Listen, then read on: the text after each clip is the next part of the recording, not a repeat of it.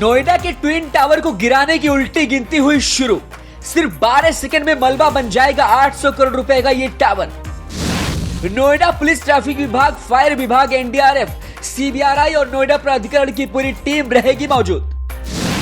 Twin tower को गिराने में सरकार का खर्च हो रहा तकरीबन 18 करोड़ रुपए।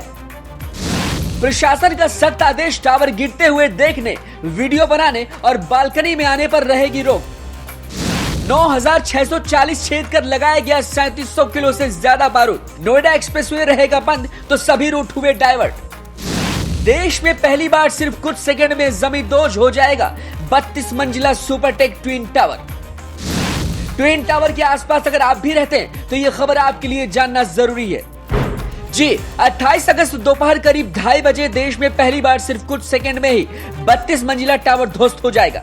नोएडा के सेक्टर 93 सुपरटेक एमराल्ड टावर्स को गिराने को लेकर सारी तैयारियां पूरी हो गई है। हाई कोर्ट और सुप्रीम कोर्ट से मंजूरी मिलने के बाद बीते कई महीनों में नोएडा स्थित सुपरटेक ग्रुप के इस प्रोजेक्ट को गिराने की तैयारियां शुरू कर दी गई थी। इस टावर को गिराने का आदेश खरीदारों की शिकायत के बाद कोर्ट ने दिया है।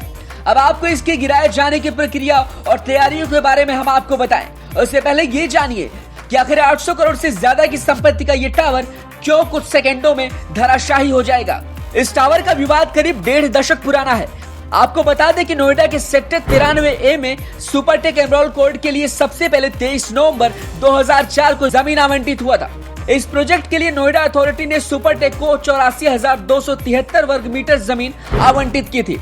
उसके बाद इसकी लीज 16 मार्च 2005 को खत्म हो गई, लेकिन उस दौरान जमीन की पैमाइश में लापरवाही के कारण कई बार इसकी जमीन बढ़ी या घटी हुई भी निकल गई। उसके बाद इसकी अतिरिक्त लीज 21 जून 2006 को बिल्डर के नाम कर दी गई, लेकिन ये प्लॉट्स 2006 में नक्शा पास होने के बाद एक प्लॉट बन गया। फिर इस प्लॉट पर सुपरटेक ने एमराल्ड कोर्ट प्रोजेक्ट लॉन्च कर दिया। इस प्रोजेक्ट में ग्राउंड फ्लोर के अलावा 11 मंजिल के 16 टावर्स बनाने की योजना थी, लेकिन नक्शे के हिसाब से ये नहीं बना। आज जहां पर 32 मंजिला एपेक्स और सियाने खड़ा है, वहां पर ग्रीन पार्क दिखाया गया था। इसके साथ ही वहां पर एक छोटी इमारत बनाने का भी प्रावधान तय किया गया था। खैर, यहां तक तो सब कुछ ठीक ठाक चल रहा था, लेकिन साल 2008-9 में इस प्रोजेक्ट का कंप्लीशन सर्टिफिकेट भी 28 फरवरी 2009 को उत्तर प्रदेश शासन ने नए आवंटियों के लिए बढ़ाने का निर्णय दे दिया। इसके बाद में पुराने आवंटियों को कुल FAR का 33% तक खरीदने और सुपरटेक की इस बिल्डिंग की ऊंचाई को 24 मंजिल और 73 मीटर तक बढ़ाने की अनुमति मिल गई। यहाँ तक भी एमराल्ड कोर्ट प्रोजेक्ट की बायर्स ने किसी तरह का कोई विरोध नहीं किया, लेकिन इसके बाद जब तीसरी बार रिवाइज प्लान में इसकी ऊंचाई 40 मंजिला और 39 मंजिला करने के साथ 121 मीटर तक बढ़ाने की अनुमति मिली, तो फिर होम खरीदारों का सब्र टूट गया। उसके बाद रेसिडेंट वेलफेयर एसोसिएशन ने बिल्डर से बात करके नक्शा दिखाने की मांग की, लेकिन खरीदारों ने नक्शा मांगने के बावजूद बिल्डर लोगों को नक्शा नहीं दिखाया। उसके बाद किसी तरह का रास्ता दिखाई न देते हुए साल 2012 में बायर्स ने इलाहाबाद हाई कोर्ट का रुख लिया। कोर्ट ने अपने आदेश को देते हुए पुलिस जांच के आदेश दे दिए और पुलिस जांच में खरीदारों की बात को सही पाया गया। उसके बाद साल 2014 में हाई कोर्ट ने इसे गिराने का आदेश दे दिया। उस वक्त 32वें मंजिले का निर्माण कार्य चल रहा था, लेकिन कोर्ट के आदेश के बाद 32वें मंजिल पर ही काम रुक गया। वहीं अगर कोर्ट ने यह आदेश न दिया होता तो टावर्स को 39 और 40 मंजिला तक बनाए जाने की तैयारी थी। फिलहाल इस विवाद की कई सालों की लंबी लड़ाई लड़ने के बाद कल खरीदारों की एक बड़ी जीत होने जा रही है, जिसमें ये टावर ध्वस्त कर दिया जाएगा। ऐसे किया जाएगा ट्विन टावर को ध्वस्त, और ये रही बड़ी तैयारियां।